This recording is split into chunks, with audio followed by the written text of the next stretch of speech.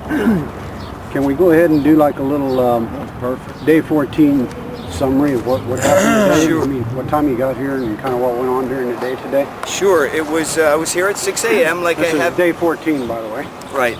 We're coming to the end of 2 full weeks. I got here at 6 a.m. as I have been doing typically, and I'll be here till 6:30. So it was a rather uneventful day. It was steady flow of visitors. I probably had 15 visitors. Ed always ratchets up the intensity and excitement when he gets here, so it's really nice having Ed here. In fact, he even brought a little entertainment for me to watch Improbable Collapse, a very excellent video that reinforces and really makes a great case.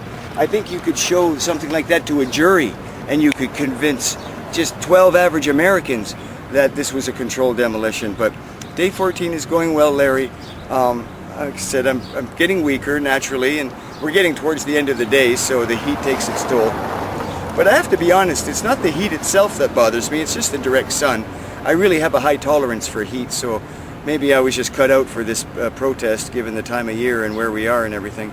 But it's been a good day 14. Tomorrow, day 15, we'll begin week 3.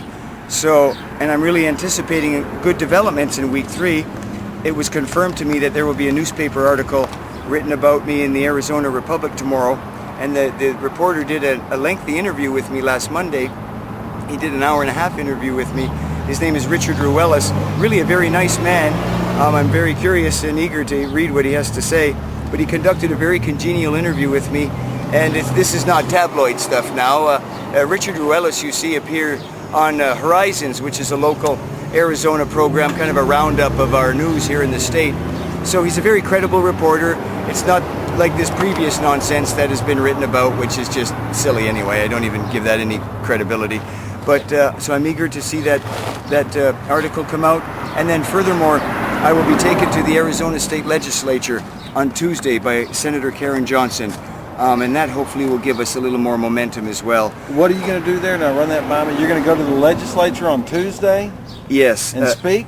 Well, actually, Karen is the one speaking to the legislature. She's introducing me and I guess this is a rather routine thing where they introduce different people or groups to the legislative body. Okay. And she's just introducing me, telling them about my cause.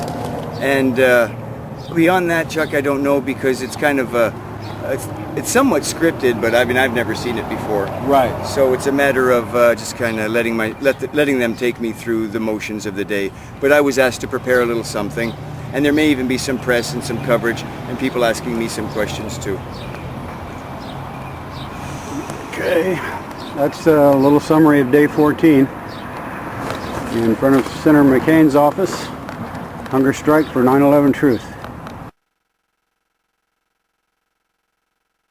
I do look forward to seeing you later in the month then, Richard. Keep me in your prayers, and that just know that I'm doing my darndest here to draw attention, media attention to our efforts, and just to get the information that you fellas, you scientists have produced, to get that out to the people, because this lie can't go on. Support I'm finding is just incredible, Richard. It's just remarkable the way people are rallying around me. So it's just, well, I think I tapped onto something with this idea of hungry for truth. I think that expresses a sentiment that millions of us have. That there's people that just are hungry to know what the heck happened, given where we are today. That we're fighting wars on the basis of this lie. And they don't know it's a lie fully, but they at least want to know, since their clues have seeped out over the last couple of years, and you guys have really been doing your work, there's been seeds of doubt planted in people's minds. So I want to believe that people are just hungry to know what happened that day. Richard Gage just called me to give me his unqualified support. And he says, I want you to know I'm sitting right there with you from here until it ends. And he called me a hero. I can't believe it. I don't take to that term personally at all. I said, I'm here because I'm a coward. I'm afraid of what they're going to do to us if we don't stop them. But to hear that from Richard Gage is pretty darn satisfying and ego building, I guess. But it gives me the energy that we've just got to keep fighting, guys. We've just got to keep fighting, and we will.